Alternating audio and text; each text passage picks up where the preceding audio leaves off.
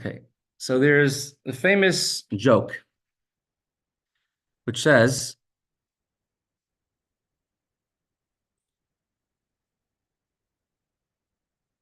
not sure if you can see it. Let's go back to the Gemara on the screen.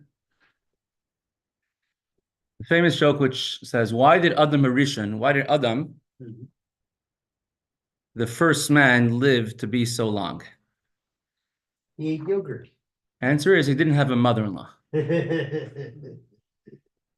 So if you want to have tips for a long life, several places in Shas, you're going to see the tips how different Tanoim and Amoraim lived a long life. You have a Gemara? But sometimes they say because he did not speak Lashon Hara, he lived to be a long life.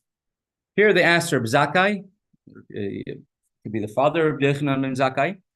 Shalu Talmida v'Reb Zakkai. Continuation of yesterday's Gemara. If somebody went on the street and they learned Torah on the street, they davened on the street, did that place become a place of Kedusha? And Rabbi Yehuda tried saying, any place anyone ever davened has Kedusha. Now, spiritually, it's like that. We said the story of the Rebbe Marash, but an insight in the Zohar, because a Jew daven mincha in that spot. Scientifically, it's even possible to say if a person speaks words or sings a song and in front of water, and then they flash freeze it, you'll see shapes in the water. Whenever somebody says something, it has an effect on the place. However, halachically, it does not make it a status of a shul. It does not make that if you daven on the street or daven mincha on the street or you learn Torah on the street when you're waiting for the bus, if someone, it doesn't prohibit from somebody from using that spot to, let's say, go to the bathroom in that spot. Otherwise, it will be impossible. However, the Gemara will now bring from Rabbi Zakkai that it says, although halakha it's permitted, let's say, to go a spot that somebody just finished davening, you wait about 4 seconds, the time that it takes to walk 4 amos, about 6 feet, in order that the words of davening no longer on your lips, and then technically you would be allowed to use that place for a bathroom. Rabbi Zakkai says, as a midas chasidus, to be extra pious, one should be more lenient. One should be more strict, stringent on themselves. Now we're learning Pirkei Avos, ethics of our fathers. It's not just somebody who wants to be somebody who does according to the letter of the law. Somebody who wants to go lifnim mishur sadin, beyond the letter of the law, as we learned yesterday in Shulchan Aruch. A chassid, the Gemara describes, is sarfan, someone who burns their nails. So shalu talmida v'es Rabbi Zakkai. Rabbi Zakkai was once asked by his disciples, "B'meh harachta yamim? In what virtue have you lived a long life?" Dovi asked Dovi today, and he says the school for a long life is to eat fatty foods every single day and sugary drinks for 100 years. That was the school for a long life. So how do you live such a long life? Amar lahem, he told them, Mi yamai lo yishtanti mayim b'toich arba amos. In my entire life, I have never shel tefillah. I have never gone to the bathroom within 4 amos, 6 feet of a location where I know that people have davened there, people have learned over there. Obviously, a place he doesn't know about, you can't help. You never know when someone stopped in the middle of the forest and davened over there. But any place that he knew of, he was strict. And like we said previously, in this case, you have made every single alleyway in the city of Nerda into a shul. And he says, yes, he was strict on that. Any place that he knew of any time that someone davened there, he lived to be a long life. He did not go to the bathroom there, and he lived to be very long in this merit. I have never called my friends with any nickname. Well, in a moment, we'll see what's wrong with nicknames. Veloy bitalti kiddush hayom, and have always made kiddush on wine. Even when he was very poor, he always made kiddush on wine. in Russia, the minute when it used to be, my grandfather used to say that wine was very expensive and not easy to find in Russia. There aren't so many grapes growing in that region. Have to be imported from Moldova, from somewhere far away. And people were very poor also. They weren't able to afford wine. And they would usually be able to afford 1 cup of wine per week. And many people would go b'yotze with that 1 cup of wine. And they would use it for Havdalah. Oh. Because Havdalah is a special mitzvah to have on wine. Friday night, they would make Kiddush on Challah. Shabbos day, they would make Kiddush on Mashke. And they would use a cup of wine just for Havdalah.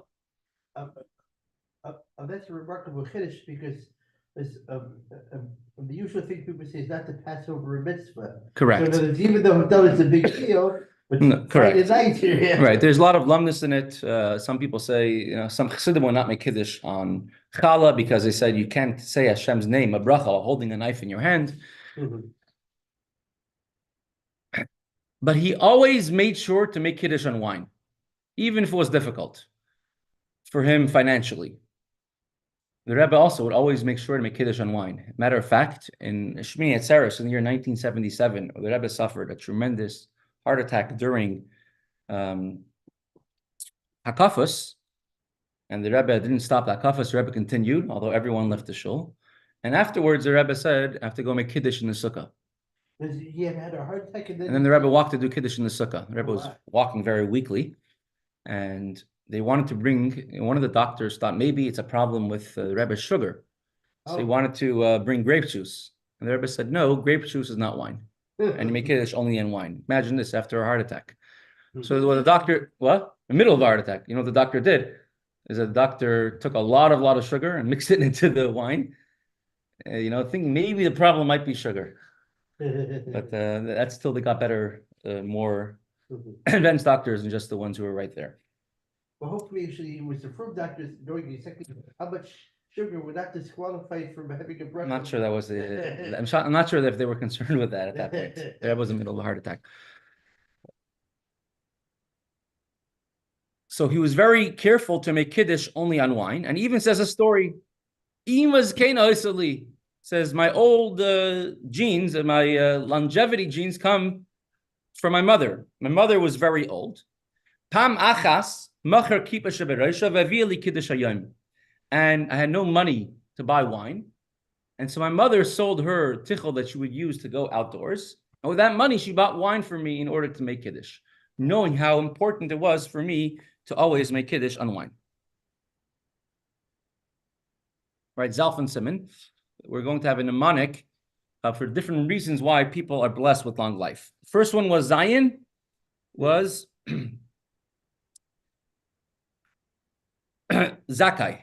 Next, we're going to have Lamed, Lazar ben Shamua. Then we're going to have Pei, Rabbi Preda, and then Nun, Nechunya ben Akana. 4 different rabbis telling us why they lived a long life. The Ben Yayada, you know what that is? The Ben Ish Chai. Ben Ish Chai explains that Hashem rewards everyone mida kineged mida, measure for measure. A person goes out of the way for Hashem, Hashem will reward them in the same type of way. So in these 3 things, which Rabbi Zakai was very careful in, he was rewarded with these 3 things. First of all, he honored his mother. And his mother, you can imagine someone telling their mother, please, if your mother says, I'm going to sell my possessions for you to do a mitzvah, you would say, don't do it. But he held himself in, knowing how important it was to his mother. Of course, he honored his mother standing up. And Hashem says, if in merit of honoring your parents, you're going to live a long life. So Rabbi Zakai lived a long life. Now, Rabbi Zakai is saying how he was stringent in a mitzvah. How was I stringent in a mitzvah? My mother sold her tichel. How is that being stringent in a mitzvah? It's his mother being stringent for his mitzvah. So it comes to tell you that this idea that he was machmir, that he was stringent to go in mitzvahs, he inherited from his mother. His mother went above and beyond in order to do a mitzvah. He also did. To tell you how much he loved the mitzvah of Kiddush. If not for his mother seeing how important it was for him, she never would have sold her outdoor tichel. But since she saw how much he loved this mitzvah, And his mother realized how much anguish he would have if he would not have wine. So therefore, she sold it. And he says, I had an old mother. Why? What's important that it's old? It's my mother. Why my old mother? So people shouldn't say, he shouldn't have let his mother sell tichel. She was already old and she wouldn't go out that much. And therefore, she sold her head covering that she would use when going out on the street. Well, it's interesting, actually, that nowadays we use the word kippah in the sense it's a yarmulke, but apparently kippah just we meant any kind of head covering because it says kippah. Right, kippah doesn't. Right, the kippah doesn't necessarily have to mean a actual yarmulke on your head. Kippah nowadays people take it to mean dome. Right, kippah dome, but the kippah actually is more like an arch. It says the Beis Hamikdash was built on the Temple Mount, and the entire area under it was hollowed out, and was built kippin and gabe kippin, arches on top of arches, in order to stop any tumah. Was underground from rising. The arches would stop it. So kippin, in you could say in Lashon Kodesh, in the Holy Tongue, means more of an arch. So that fits more with a covering on the head. Now, although the Rashba explains that although Reb Zakkai was allowed to make kiddush on challah, but still he was very strict to even spend a lot of money and to make sure to make kiddush on wine. It's his own personal chumrah. Now, he could have heard kiddush from someone else who makes kiddush on wine. Why did he have to make kiddush himself on wine? And he was willing to pawn his own possessions, because obviously, if his mother was selling her possessions, means he has nothing left of his own. He's willing to sell his own possessions in order to make his own kiddush on wine, because it's a mitzvah to make your own kiddush on Shabbos. Because mitzvah whenever you have an opportunity to do a mitzvah, even if you can send a messenger, it's always better to do it himself. Just like Moshe Rabbeinu, when he came to take the Aron, the coffin of Yosef out of Egypt, he could have sent someone else to do it, but he went ahead and he did it himself. Halakhically, you don't have to sell your possessions to make kiddush on wine, especially Shabbos day. For licht, for candles, you do, because that's shalom bayis. But for making kiddush on wine, you don't have to sell your possessions. Very important, the person is not allowed to give any nicknames to their friend, even if it's a nickname that everybody says and everybody is used to this nickname. You should not give nicknames to anyone else. Definitely a negative nickname.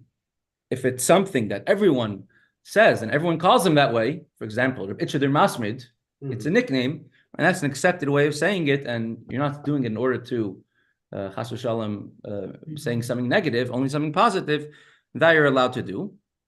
Amidas Chassidus is never to call anybody in any type of nickname at all. Well, in the past, actually, people were more to giving nicknames. A lot of people did not have last names.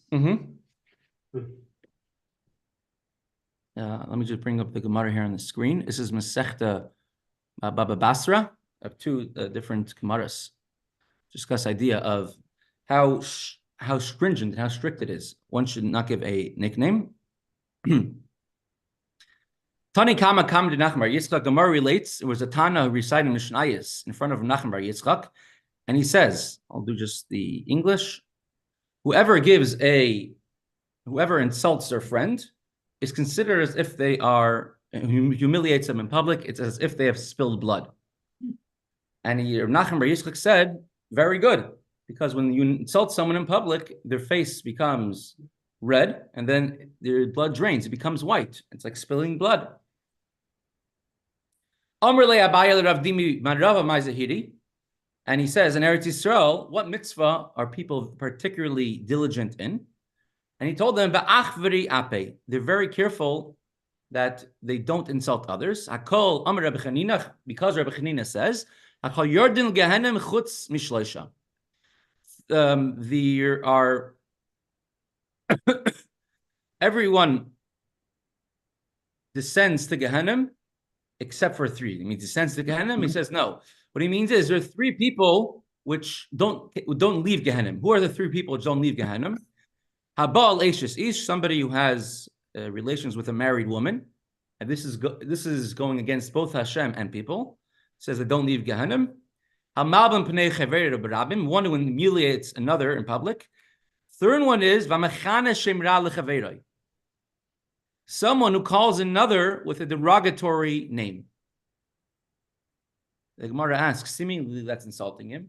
So the Gemara says, even if the person is not insulted, even if a person is given a nickname and he already sort of accepted it, it's called Moshe the Schnorrer, and everybody calls him Moshe the Schnorrer, and he's not insulted when he says this anymore, even this type of name is forbidden to do. And it says someone who never leaves Gehenim based on that. Let's look at the next Gemara. Mesechta Shabbos. That's a picture from yesterday. Someone learning on the street. The Gemara here, Mesechta Shabbos, also talks about how not to call anyone by any nicknames. My father used to call everybody in the family by a nickname. Yeah. He called the Kakarevich. The Kakarevich. My mother, he called the Ticheritzi. And my sister, he called the Vance. The what? The Vance. The Vance. Vance is like a mustache, right? A what? A bed bug. I met He meant it. That's how he showed his affection. That was not negative. I met somebody in Montreal on the subway in during Hanukkah by night. Asked him if he's Jewish. He says, "Nope, I am Palestinian." So, but my mother is Jewish. I said, "Oh, you're Jewish too." He says, "I'm from Samaria." His mother is Jewish. His father was an Arab. Unfortunately, his mother married an Arab. And he said, he said, "I have a Jewish name." He said, "What's your name?" He says, "My Jewish name is Yasser Lagoylam." Oh. Yasser Lagoylam was a mute. Yeah, a guy I met. And he was very helpful to me. I had to get somewhere in the subway. He went with me extra few stops to show me. He's excited to talk about his mother. And he says whenever his mother would get upset at him, she would call him Yasser Lagoylam. And he says, but when I left him, I gave him a menorah, and I don't light it, but he told me, he says, my name was whatever it was, my Jewish name, Yasser Lagoylam. Oh, no. Listen, this is a Shinta Begalusa, the Shechina and Galus. Rabbi, I have a quick question. Like the name Yitz for Yitzhak, is that bad? I don't think that's considered to be like a nickname, right? That's sort of like saying, my father grew up in a class of 18 boys. They were all born 3 or 4 years after the passing of the Frierdiker Rebbe.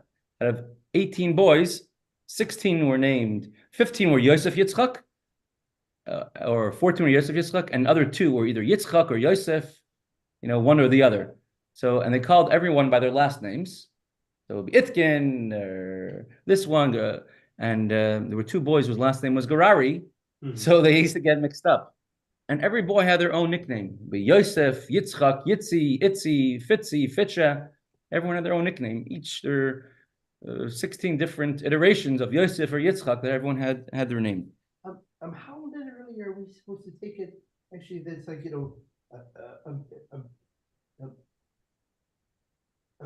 what is it? As far as actually, let me say about it. Is that how your father got his nickname? Fitcha. All of his friends called him Fitcha. How literally are we supposed to take it? Actually, these people never coming up, or is it actually that actually the majority of them don't come up actually, but maybe you have some exceptions who do incredible tshuva actually that they still get brought up. When it comes to Gehanim, Kol Yisrael Yesh Lehem Chelek Haba. Every single Jew has a portion in the world to come. So what exactly, so but then we see Malva Berib is someone who lends with interest, doesn't get up. We have, the Rebbe has a long writing about this. He wrote before he became Rebbe, a very long letter about Tchias HaMesim, long entry. Explains like how you, there's different stages. Every Jew will eventually wake up for the resurrection of the dead, except those who don't believe in it. And those who don't believe in it, not because they're not because of the Tinkas Nishba, because they never knew better, but because they went against it. And everyone else, he says, at different levels or stages of Tchias and Mesim or of revelation, etc.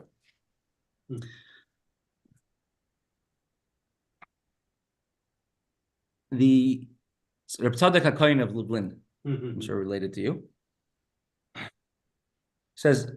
explains on this Gemara that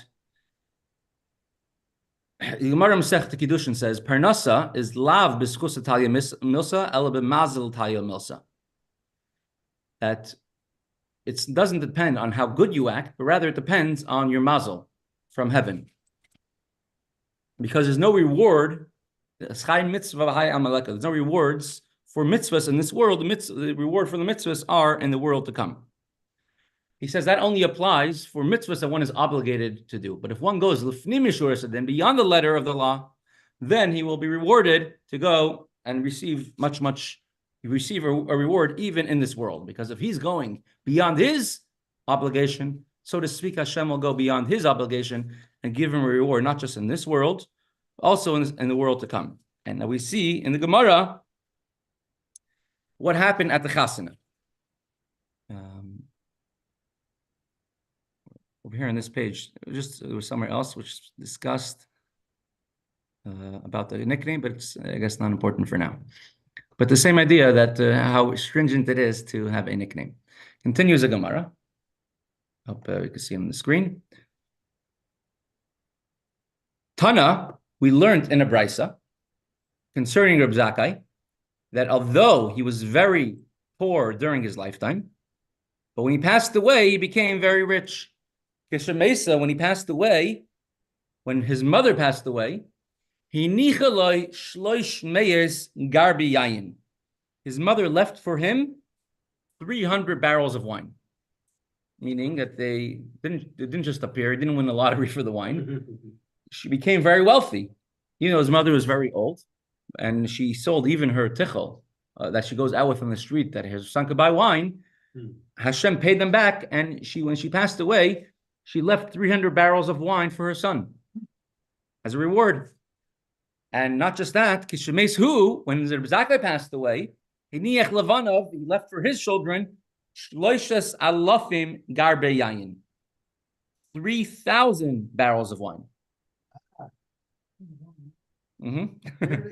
Really, the wine got buried. I don't know how big each barrel was back then. But whatever, let's say it was 50 gallons, 20 gallons. But at any rate, that's a lot of wine.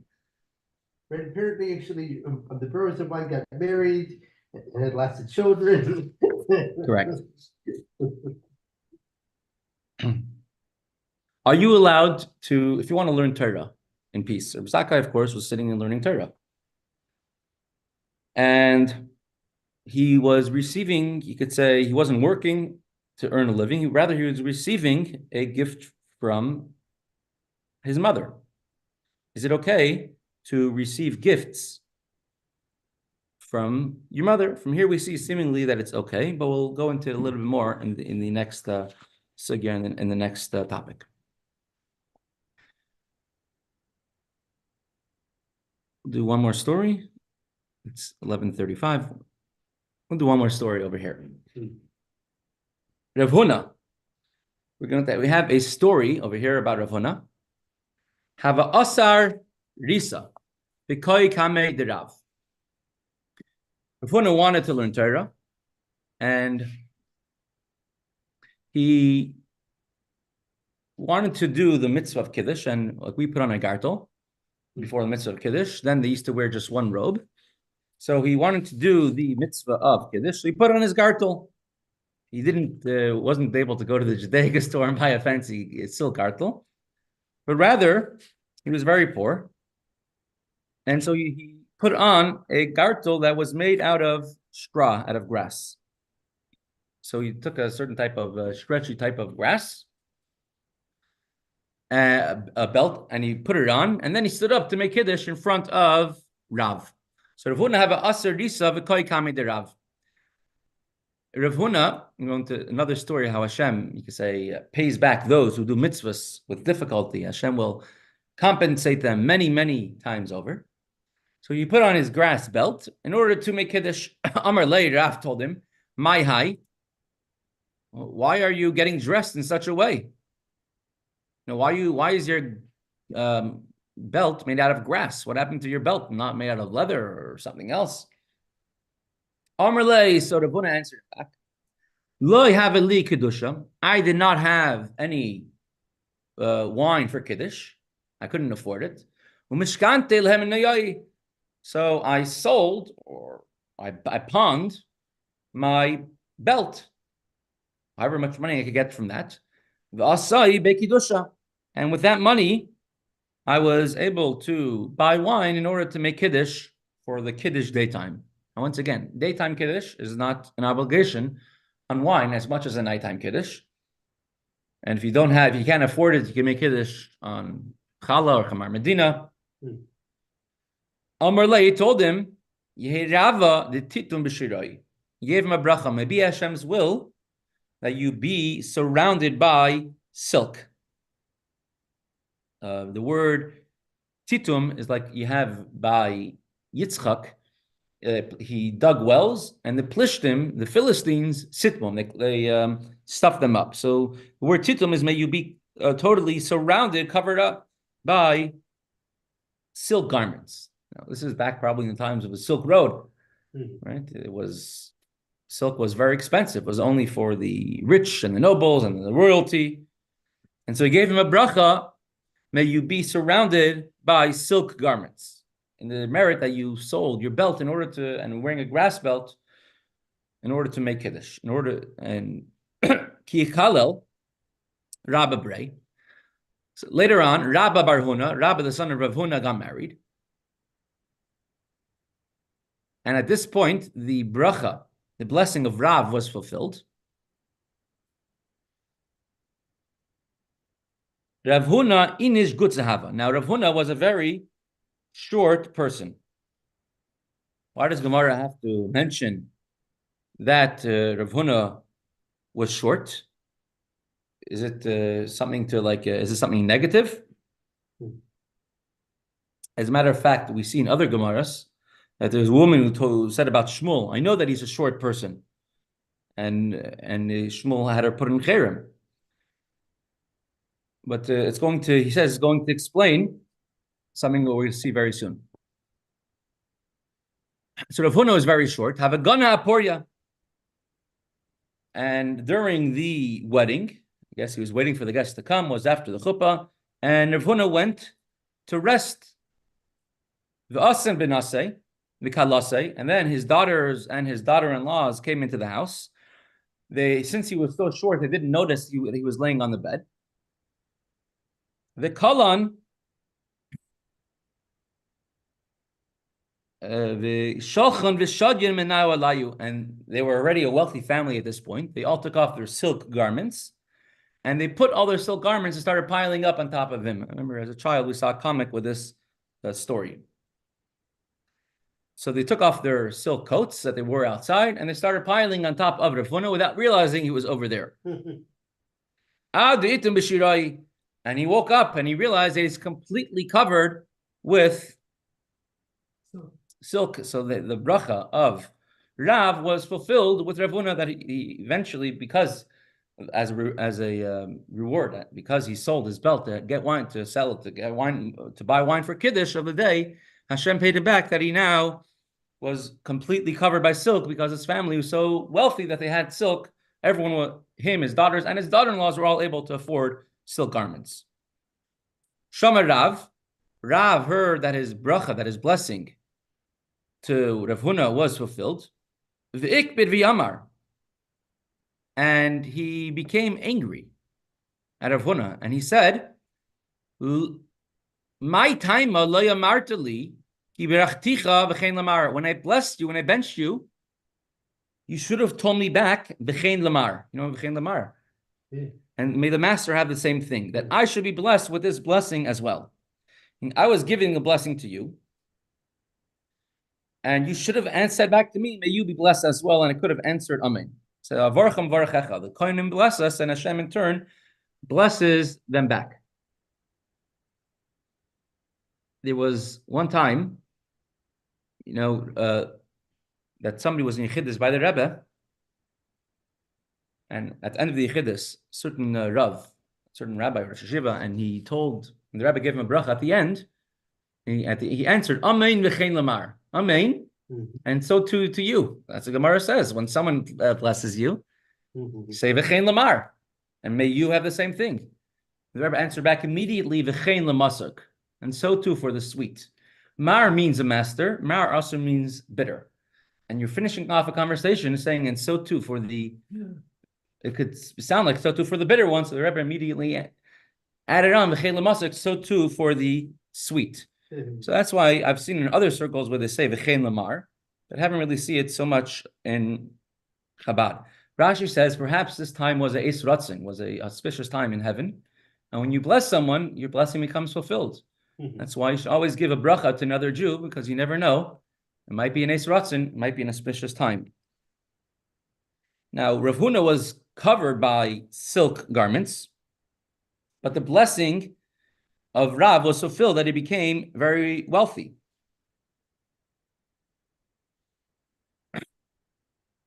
Now, although Rav Huna, he was surrounded by silk, he didn't actually own the silk, right? It was owned by his family. That not only that, it was Beged Isha.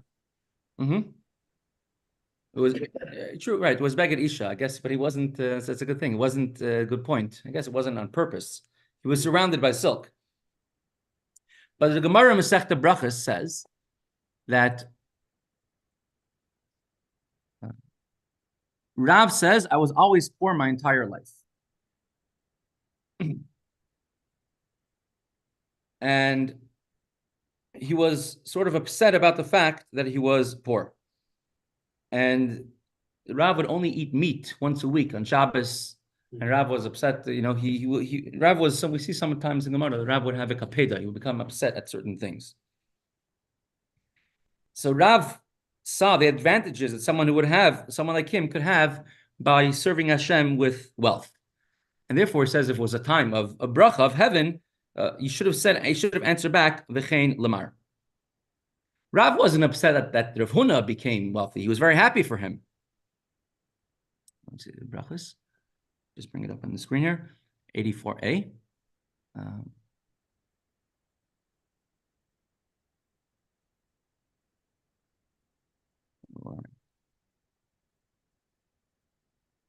Rav wasn't upset. And also, how could Rav have known that it was a Eis Ratzin? It was a auspicious time. But a bracha of somebody, of every Jew, especially a bracha of a Gadol B'Torah, someone who's as great as Rav, it makes a impression in this world and in the next world as well.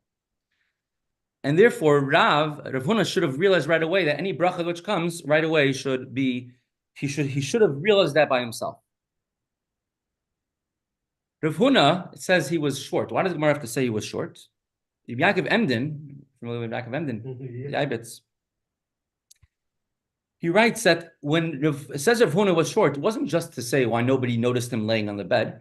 Also, Rav Huna held himself as a short person. Who am I? I'm a nobody. I'm a nothing. I'm not someone. Who am I to give a bracha to Rav, to give a bracha to someone as great as Rav? And therefore, Rav Huna didn't feel he is in the position to answer to Rav, v'chein lamar, may you have the blessing as well. And therefore, he thought, better for me just to be quiet. What happens if I give a blessing and it doesn't get fulfilled? And better, he says, maybe better that Rav should give a blessing unconditionally, not expecting to receive anything in return. However, when the blessing became fulfilled, like it says, "Vavarcha mevarachecha," I will bless those who bless you. Rav became upset that Rav Huna should have said the same thing. The bracha would have come unto him in the same type of way as well. Therefore, whenever you have an opportunity to give a bracha, you should always say it. There was one time, Rebbe Avram Paris. He was by the Frierdiker. He was a very fiery chassid. he had to run away from Russia. Many other good chassidim came to Eretz Yisrael. He bought an orchard.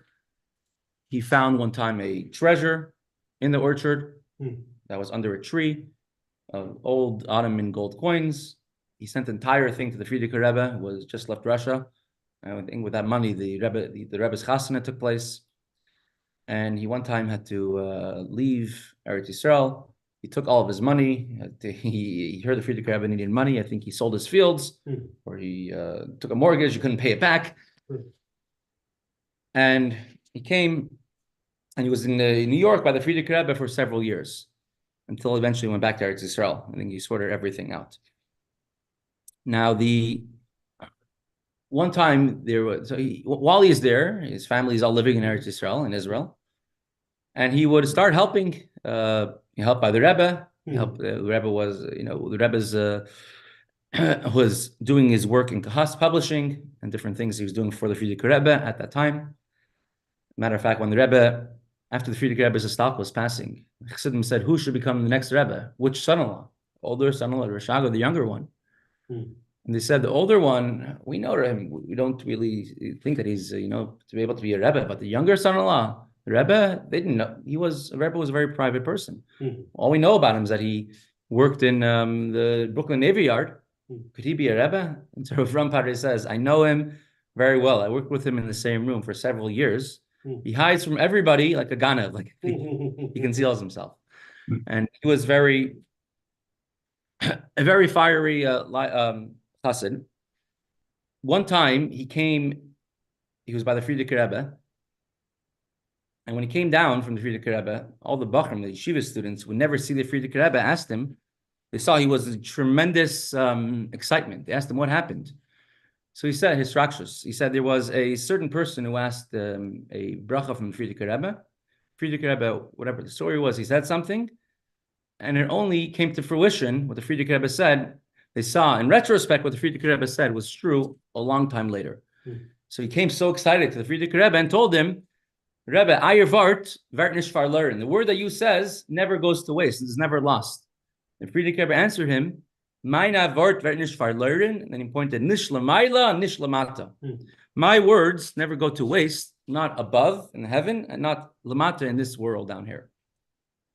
And Frierdiker Rebbe says that when a word from a tzaddik comes out, it changes, it's able to make everything in the world different, to change. There's a famous story, an anecdote about the year of Shavuos, Tashon Chav Gimel, Shavuos 1963. The Shavuos Verbringen, in those years, the Verbringens of the Rebbe will go on very long. And Shavuos, I don't know if that daylight savings time yet, but the Shavuos Verbringen of the Rebbe went on for many, many hours. And it went on all the way till about 3 o'clock in the morning. And the Rebbe said a sicha, there was a maimer, a sicha at that point. And then at the end of that sicha, the Rebbe mentioned how Hashem should help all the Jews who are stuck in Russia and Soviet Russia behind the Iron Curtain. May Hashem redeem them. And this is after Shavuos. Everyone's up the first night. There was a maimer in the first night, the middle of the night, and they would repeat the maimer. Everyone in Talucha to other shoals. It's 3 o'clock in the morning, Matzah Shavuos. People were a little tired. And everyone answered Amen, but a verschlafene Amen, a sleepy Amen. And after that, if you look at the Sikha it says afterwards, they sang there was Nigan Shia Samecha. But a big part of the Verbringen is missing. At that point, the Rebbe suddenly became very emotional. The Rebbe started crying, and the Rebbe said, right now was an Eis Ratz in Lamaila. Right now was a auspicious time in heaven. And if everybody would have answered Amen with a chayas, with a excitement, there would have been a Yeshua, salvation for all the Jews in Russia. And then the Rebbe started speaking very morosely. He says, how could it be? Nobody realized that now is a special time. And then the Rebbe says, already 13 years, I'm saying my Marim and trying to teach Chassidus, and nobody's understanding, nobody's getting anything. What am I doing here? Why did I connect myself to you? And the Rebbe started crying. You could have saved all the Jews of Russia right now. And it was a very, very painful sikha at 3 a.m. I'm sure everyone woke up with a jolt back then. At the end of that sikha, everyone answered Amen with a chayas. And then everyone's saying Yeshia Samecha. It took many more decades, but 3.5 more decades for Russia to come up, for the Soviet Union to come apart. Of course, the words of the Rebbe never go to waste, because at that time, exactly at that moment of that Fabrengen, as a matter of fact, exactly during that Sikha, that the Rebbe was speaking, there was in Shavuos, or Matzah Shavuos, Tashin Chaf Gimel, 1963, there was a baby being born in Italy at that time. His name is Doivber, Shalom Doivber Pinchas.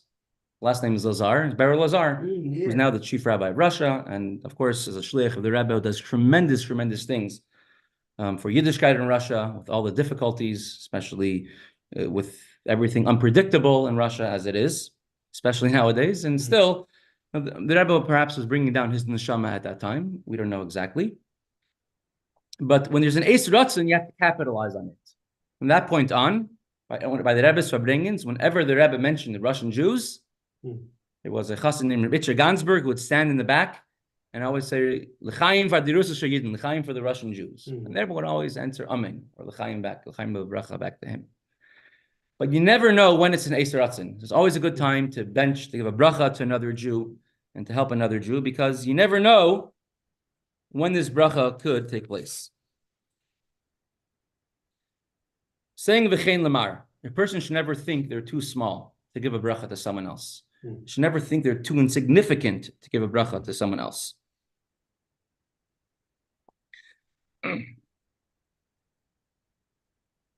We see from our Gemara that whenever you have a bracha, whenever you feel like giving a bracha to someone, you should definitely do it. And even if you're not going to have any benefit from it, it's still toiv ayin. It's good to give a bracha. And it says in many different Eis Ratzons, auspicious times, when family gathers together, it says it's an Eis Ratzon.